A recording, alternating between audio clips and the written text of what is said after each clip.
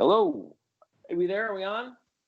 Hi, everybody. It's Nate McMurray, and I am here today for a preview of what's going to happen on Wednesday, but also a discussion of our history in NY27 a little bit.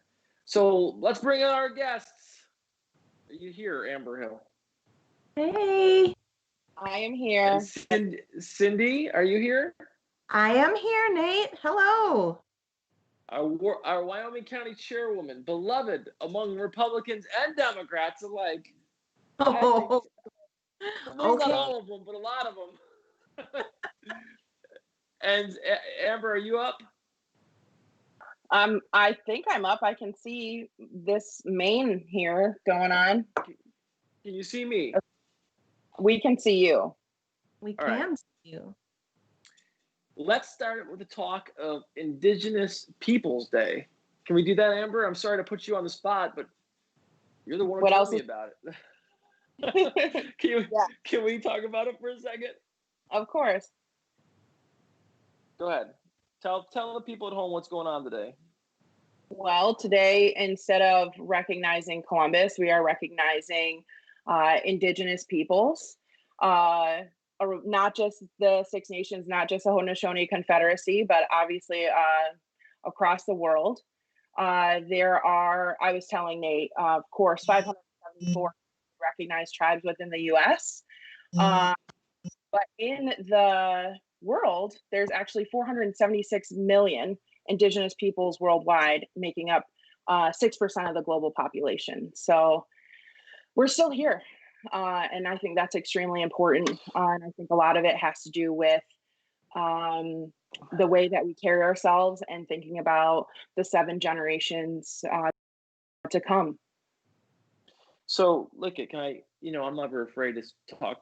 I'm running for office so I can fight for what I believe and not so I can pretend I believe something else. So can I talk about this a little bit, or are you guys comfortable with that? I don't want to make you guys uncomfortable at the same time. I always tell you when I'm uncomfortable, Nate. That's true. So let's talk about. So I grew up celebrating Columbus Day, and I had great memories of Columbus Day, going and making the Nina, the Pinta, and the Santa Marina, and with my mom out of popsicle sticks and floating it down the river, thinking about the majesty of discovery, and the bravery rather of Christopher Columbus. But as an adult, I know more about Christopher Columbus than I did as a child. But it's hard for people to accept. Why do you think it's hard for people to accept talking about Indigenous Peoples Day and not so? And so, why do you think so many people cling to Columbus Day? If you guys don't want to talk about it, you don't have to. But I'll share my thoughts. I think it's part of an identity, and as many people that I have talked to, including my partner, who is from Alabama, they're not taught about Indigenous people and that we're still here. And as I discussed on the last live streaming, is when the story that I told about when I went to Syracuse University in my freshman CAS class, and people didn't even know that there were still real Native Indigenous people. It also doesn't help that we're stereotyped in almost cartoonish characters, and the mascot issue also doesn't help. I'm a real live person. I don't live in a teepee. So to your original point, earlier I said, man, there were so many. You were showing me some imagery about Native, your friends get their pictures taken for their family photos with traditional clothing on. Mm-hmm. And we were talking about it. You showed me some absolutely stunning, beautiful pictures of your friend's family. And I said to you, man, all that, you said there's so many, how many tribes are there again in the United States? 574 federally recognized. That's just the ones that are recognized. There's more than that. So there's 500 and some odd tribes in the United States. And you were talking to me about it. And I said, it's, all of it's gone. It's disappeared. It's so unbelievable. And you said, no, it's not. We're still here. And I thought, wow, it's really profound. There's 6 million Native people still in the United States, including I've had 2 Native women work on my campaign, including you, and it's been an eye-opening thing. I always thought I kind of knew. If people who follow my Twitter feed or follow me in general know I really love history, but that was a big. I thought I kind of knew the history of the Native people in this region, but I had a big blind spot to so many things, and you really opened my eyes up. So I was driving with my son, Moses, and I said, "Do you think we should still have Columbus Day?" And he said, well, "No." And I said, "Well, why?" Because I kind of, I grew up with it. So even for me, it changes hard. I go, "Why can't we celebrate both?" I was having an open discussion with him. And he's like, "Dad, why are you celebrating Columbus?" I go, "Well, he discovered America. It took bravery to come here and discover America." And he said to me, "It didn't need to be discovered. There's already people here." And I just thought, my little 12-year-old teaching me this, and I'm like, well, he's got a point, right? Like he discovered it Yes, he for Europe. does. He discovered it for Europe, right? So, but to the people here, it's like me walking over to your house right now and said, "Hey, I discovered your refrigerator. And I'm going to eat all the food." You're like, "Wait a Right. second, it's our food, right?" Go ahead. That's, I mean, it's a little bit more dark and murderous and genocidal yeah, than of that, but course. absolutely. Cindy, what were you going to say? no, I think that's right. And we forget that, especially in NY27 in this region, there's a very, very strong indigenous Right. culture here, very strong. And we do forget about that.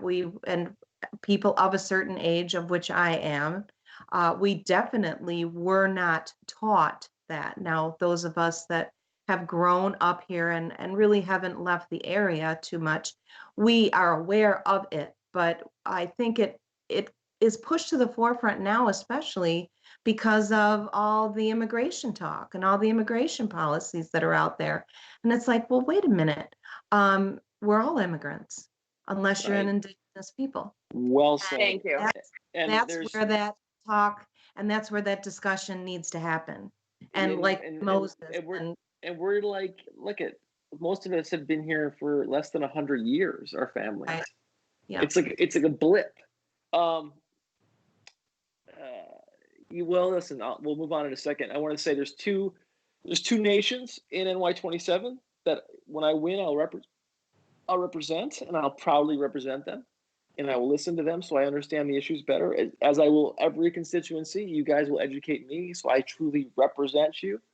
Beyond that, I should say the history of NY27. This is where the treaty between George Washington and the Haudenosaunee nations was signed in Canandaigua. It was the Treaty of Canandaigua, between our first president after the Revolutionary War, where he guaranteed peace and prosperity and autonomy to the Native people that live here. So it goes back to the founding of our country, where we have promises that we should be keeping. And I think it's important to know our full history. And it's kind of amazing. That courthouse in Canandaigua, think about it, Susan B. Anthony, right? That's an amazing part of our history. And then that treaty that so many people who live in Canandaigua don't even know about, but it Mhm. was signed right there in NY27, which I think is pretty neat. Yeah, that's a very important part of our history and our culture. And you have it too on this end with Letchworth and a lot of what happened here and our connection to a lot of the indigenous tribes in Canada. I mean, there's a lot of that connection here with this area. So there's a lot to be taught here for sure. More than we realize still. Yes. And Absolutely. thank Every you, day Cindy, for saying that. Yeah, more than we know. And any opportunity we get to learn, we should. And I know I take it pretty personal. I am not an indigenous people, but Nate, my dear friend Hank Bush, and he's married to an indigenous peoples. His Yes, partner, he is. Ann, he's an indigenous peoples, Yes, he and is. so she's taught us a lot. And Hank is very positive about things like that, and And he's boy, oh boy, a great teacher. Hank is And a so, salt of the earth guy, right? I mean, geez, you and don't get more. He's a vet. What war is he from again? I can't remember. I think He was actually in between.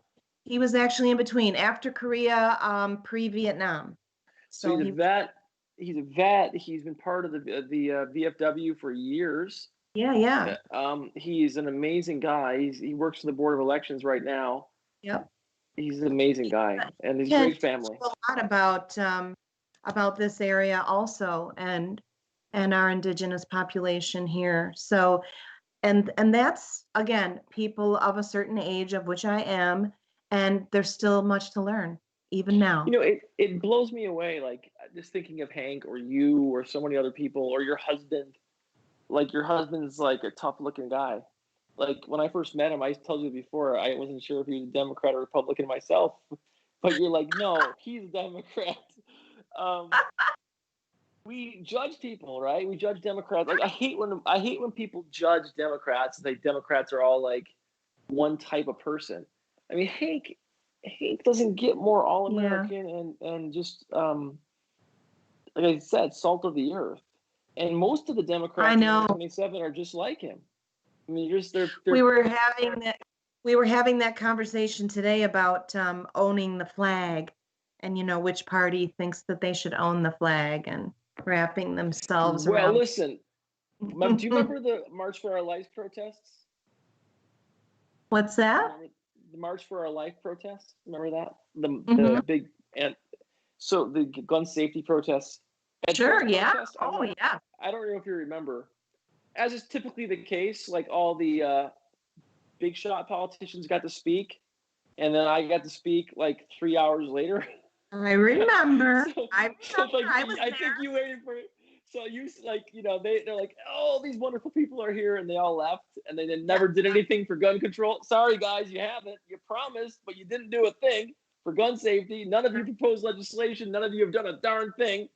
But anyway, if you're wrong, correct me. But it didn't seem like any of you guys did anything. And I've been watching. And then afterwards, I spoke at the very end, but I took an American flag and I said, "This is our flag. We should reclaim it." And man, people were not happy. I got some like from the Democratic side. They're like, "I can't believe you wove the flag like that." And I don't care. We need to tell those people I, on our side too. You're wrong. That's our flag. that is, and I agree with that. And I think that we still need to do some more work on that actually, because you Uh, still see that right now that there seems to be an ownership on the other side that is not really. I don't think that's correct. I think it's That's everyone's. why But I put the flag on everything. yeah, I always march with it. I always have it because I think, listen, we represent the values of this flag, not bigotry and hate. sure. That's not the value. You guys have your flag. We know what it looks like. Well, It's orange. we would hope so, and it goes back again to, you can trace it. You can go back to Iwo Jima again, indigenous peoples, who was one of the fellas, Ira Hayes, on Iwo Jima that helped hoist the flag. Yep. I Yep. mean, you can trace all these things all the way back, more history, more stories. I mean, and you can go again and say there's history, there's stories that get lost, that get dropped off, that don't get told, that we forget, that there's generations, the greatest generation is leaving us, more and more and more every day. And then stories are getting lost and There's things so aren't. much important good history to remember. We don't need to remember things that are just full of hate and divide us. Let's remember the things that make our country Indeed, really what it is. for So, sure. Cindy, let's talk about what's happening Wednesday. Can you Oh share gosh, with? Go I'll ahead. be happy to share. I'm very Okay. excited. Well, let's preface this by saying that this is obviously, we all know, anybody that's tuned into any of your Facebook lives over the last, uh, okay, we'll say months, but we could say years, but there's always something going on. But we've been doing this for a while. And this is a campaign unlike any campaign we've ever had. And a lot of it is because of COVID-19. And there's Yes. not been a lot especially since March going on. And there's not been a lot of things that you as a candidate have been able to do. And there's not been a lot that we as committees and as chairs and as volunteers have been able to attend and or to do for you, especially in person because of COVID-19, and rightfully so, because we have to be careful and everyone has to stay healthy. But we've worked it out with our local Spotlight Theater in Warsaw in Wyoming County, which is a small independently owned theater that is still shuttered because of COVID-19, because theaters, cinema, and live theater is still not open for business.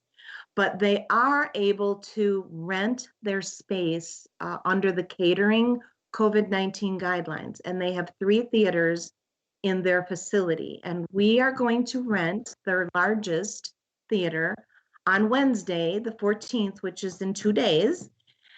And this is where we have a drum roll, which I don't have, but we are going to bring the national debut of the Nate McMurray new commercial, hot off the presses, to the masses.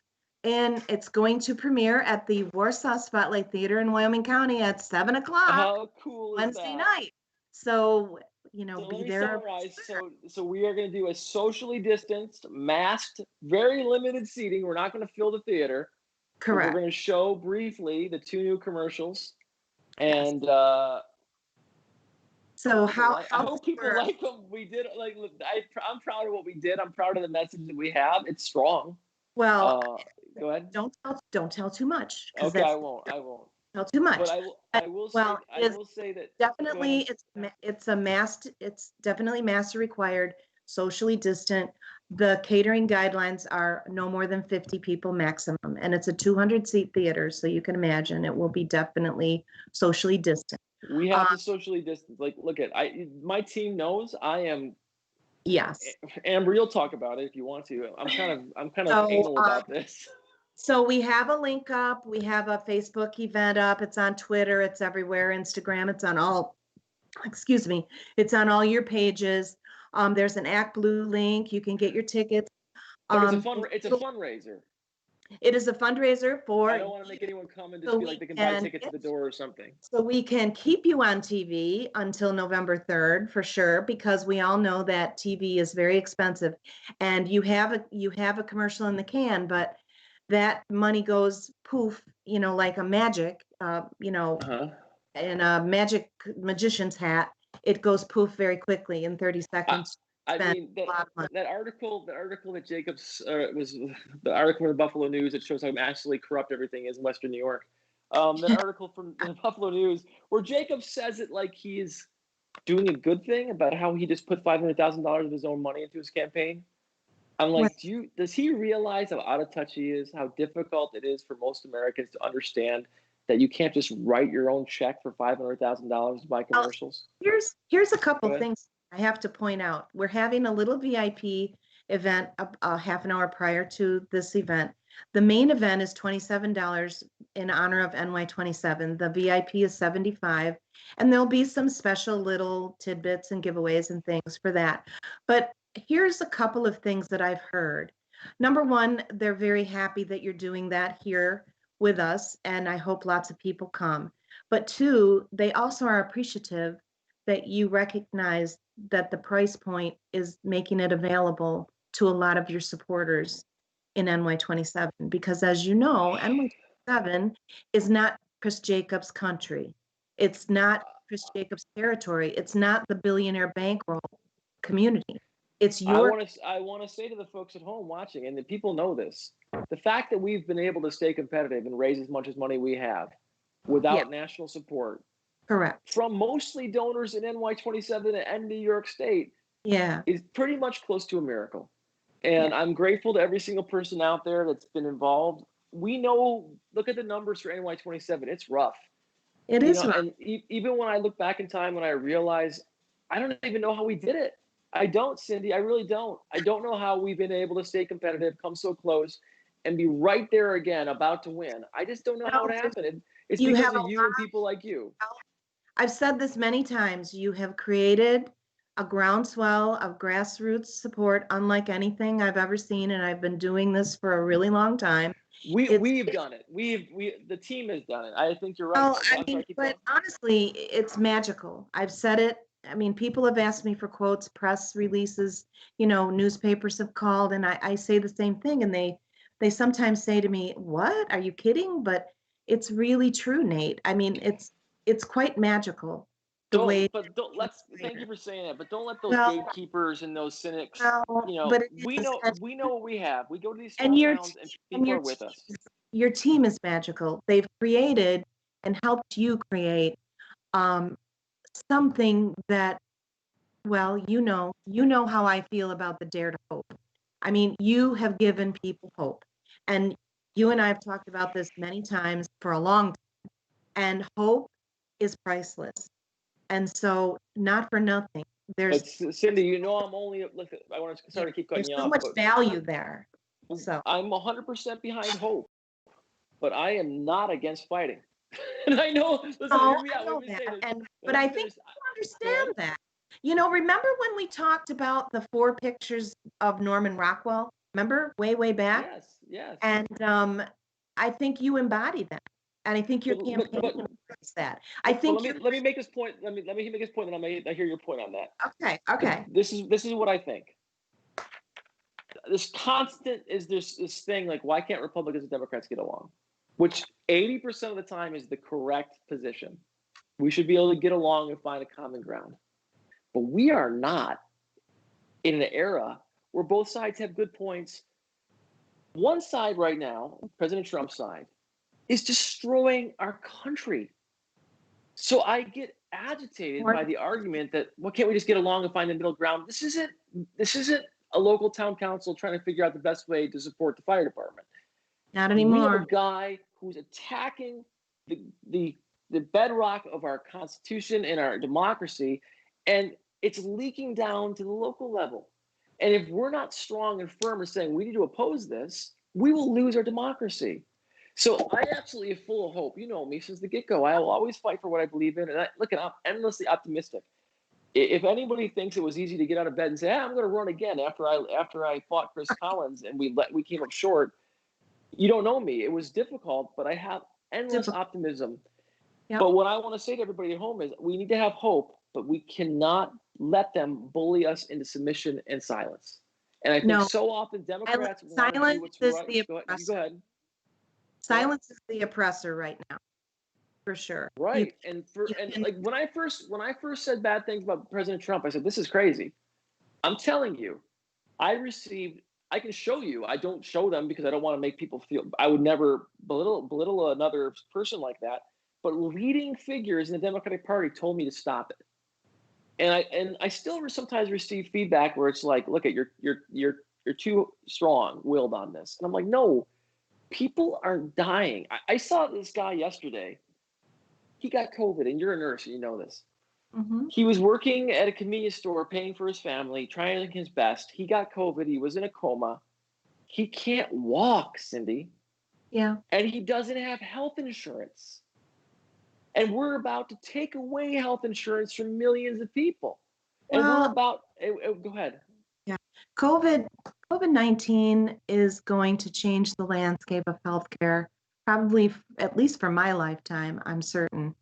And there's several reasons why this is concerning for me. And the ACA debate, of course, what's going on with the Supreme Court is definitely on everyone's mind today. But the pre-existing condition thing that they're debating and everybody's talking about now, but it's important. I mean, people can say, well, it's there. They're going to pay for pre-existing conditions for things. Okay, but here's the one thing that none of us really know, and especially coming from the medical field. COVID-19 is causing so many things that people don't understand yet. Blood dysplasia. It's a cardiovascular disease, not a cardiovascular, aerosol, blood dysplasias, coagulopathy. We don't know what kind of pre-existings you may or may not end up having in 5 years because of COVID-19. I am So going to be so careful until we have a real vaccine. And yeah, we don't even know how long the vaccine lasts. We no, don't we know don't if know it, anything about any of we don't know anything. And like the way, so what do you think about what the president's doing? It's pretty insane, right? I mean, go ahead, it. Cindy. It's And Amber, very, you can jump in anytime. I'm sorry to keep talking yeah, over please, everybody. Amber, jump in Well, anytime. However, whatever. you are the professional, and I like hearing professionals speak on what they know about. You go ahead, Cindy. I Go ahead, tell you, Cindy. I mean, as a nurse and as a critical care nurse, I've seen COVID. You don't want it. I mean, wear a mask. I support what the governor says. Wear a mask, social distance, wash your hands. Let's just be smart because you don't want it. You don't want your loved ones to get it. You don't want to give it to your loved ones. You don't want to give it to a stranger because then a stranger could give it to a loved one. So, and because it's a novel virus, which means it's a new virus, people just do not know yet. When the experts like Dr. Fauci, like Mike Mendoza in Monroe County, like those individuals, when they speak and they are not aware yet of where this can go in the next 2 to 5 years, we must do everything we can to make certain people stay healthy. So when the president goes on television and does the things like he did when he twirled around the White House with his Secret Service people out of Walter Reed, and he goes out on the balcony and does his little Avita thing and takes his mask off, it's not only lunacy and frightening, it's downright irresponsible. Well, look, someone called it Mango Mussolini the other day. I like that. The What the was it, Nate? Say that again? mango Mussolini. I mean, Well, look at it's as not just him. as Look, the country's leader of billions of people, it's the most irresponsible thing I've ever seen him do. it's not just him though. I mean, look at my opponent. He went to the White House for that Absolutely. event on the lawn. He did that event in Hamburg where people were making fun of the virus. And at the same time, this is what's crazy. Yeah. On one side, he goes to these events where they're literally making fun of masks. And the other side, he says Trump did a good job with the virus. The guy No. who said it would disappear in April. I mean, And how could anybody say Trump did a good job with the virus? Chris Jacobs went to that event in Washington, D.C., and then he came back to NY27 and went all around the district without a mask. To meet police officers. I saw him in my county, which you know that I sent that to you, but I saw him in my county at a police event without a mask on. How many people did he infect? How do we know? Selfish. We don't know. Listen, if anytime Chris wants to say definitively that he had never had COVID, I'll be happy to hear it. Or no one in his family had it. I called out Let's way take early tests. on that he should be tested and we should know the results. He should have quarantined. That's the thing. He was in a very dangerous event. He came back. He doesn't care. Here's the thing: is the guys like Trump and guys like Jacobs think they can just buy their way out of everything, and the world's here to serve them and their interests. And obviously, I don't live like that. And I don't expect the people of NY27 to live like that. That's Amber, what do you? not Amber, only disparaging to the residents of his district, his constituents, but it's also scary that if he has no desire to follow the rules for this, why is he following any rules at all? no. I I mean, mean, no. he literally says, I have nothing to do with my family's company, except for my trust gave me all my money, and the trust comes from the company, except for the fact that they are my biggest fundraiser and supporter, except for the fact that I get the first person that told me to run for office in NY27 by Chris's own admission is the CEO of Delaware North. I mean, And he goes to a rally where they literally hang an acting sitting governor and beat him with a rifle. He still has not renounced it. He says, "Oh, I wasn't there when they did that." But you were there when they put the scaffolding up. You were there when people were talking about reptiles running the United States of America. And you listen, if let's say you didn't know any of that was going to happen, renounce it. Say I am against the hanging of the effigy. Go ahead. Say it's wrong. Yeah. But he hasn't, he won't. And then we have debates. We have all those things where he's absolutely doing exactly what our predecessor, Chris Collins, did was Collins. refusing to debate, refusing to sit down with you, refusing to talk to you. There's a virtual debate in Geneseo. He's not going to attend, right? He said he's too busy. He's too busy. He's too too busy. busy. He's doing the launch one event one he of his cannot own say no to, and that's the St. Joe's event. He's doing that event. But again, that is not a debate. It's a candidate forum. candidate, right? Listen, I'm not afraid to show my ideas to the world, obviously. I want people to know what I think. I want people to know what I think. This guy wants to hide what he believes and stands for because he's not proud of it. Where he can sit in front of a TV screen safely and speak to his constituency in a forum atmosphere, and he's too busy. Yes, 20 too days busy. before an election. Look, I just got a text from a family member, just sorry to interrupt, saying, hey, you guys want to come over for dinner?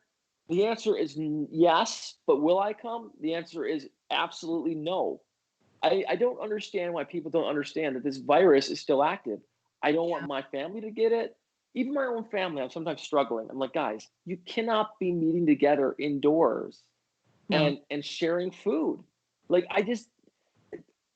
when I saw this guy who could not walk, a young man could not walk. I saw on television yesterday this family that lost the grandmother, the grandfather, the father, and the mother, and there's 2 teenage children left, and they don't know what to do. Sure. I mean, like, well, it's not a hoax. It's not a joke. It's real. Seniors can get it. Adults can get it. Teenagers can get it. Children can get it. Everyone can die from it. Will everyone die from it? No. But can healthy people get it? Yes. If people have other underlying comorbidities, are they more susceptible to get it? Possibly, yes. But the problem is it's aerosol and no one knows. Can it be on money? Can it be on furniture? Can it be in the air? For how long? There's best guesses. There's some science, but it's all being studied still. It's only been with us really not even a year being studied by the scientists. So we have I agree. miles and miles to go. Speaking of miles to go, my phone is melting because there's people that need to get a hold of me right now. Cindy, I'm sorry to cut you off short. I could talk to you all night. Sometimes we do talk all night. You're one of the best people in the world. You care. Listen, this woman cares about NY27. Like, you are just amazing, and I think everybody on my team loves you. You're one of those special people that are involved in this campaign, and if we win, I'm going to continue to rely on you as an incredible resource and help us go to Washington. But before we go, again, what time? If they want to go to the event on Wednesday, tickets are limited because of social distancing. When are we? What do they got to do to go? Okay, go on the Facebook or Instagram or Twitter or any one of your social media pages. There's an event. You can go on the Secure Act Blue link, or you can come and get your ticket at the door and take a chance. But there's a VIP at 6:30. Doors open at 6:15. VIP at 6:30. Come and see Nate. Get a few giveaways. Have a little something, and then we're going to show the commercial at 7. And those tickets are $27. This is a fundraiser to help Nate stay on TV right up until November 3rd. And we hope to see you there because Nate McMurray's going to be there. Why would you want to be there? Stop. Well, thank you. But Amber, any final words before we go? Happy Indigenous Peoples Day. Same to you, Amber.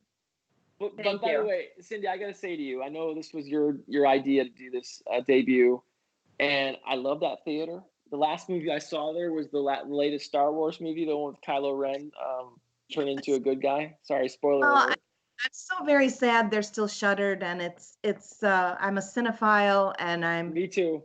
This is a win-win for everyone. A win for you, and a win for a small business to get a little helping hand as well to give them some income while they're shuttered. And And I'm happy that they're willing to open up for us to do this, and a win for all of your supporters in NY27 who want to see your commercial a week before it's going to air, so they can talk about Don't tell it. people when it's going to air, Cindy. We might air it early. Can I hold on? I gotta say something. I was at the farm. I got to stand behind the scenes. Oh, wait. I'm not gonna give anything away. Say another thing. What are you guys doing? I'm not giving anything away. I just want to say all right, that everyone's gonna be so happy. See you guys Wednesday. I'll see you Wednesday. Bye. Bye, everybody.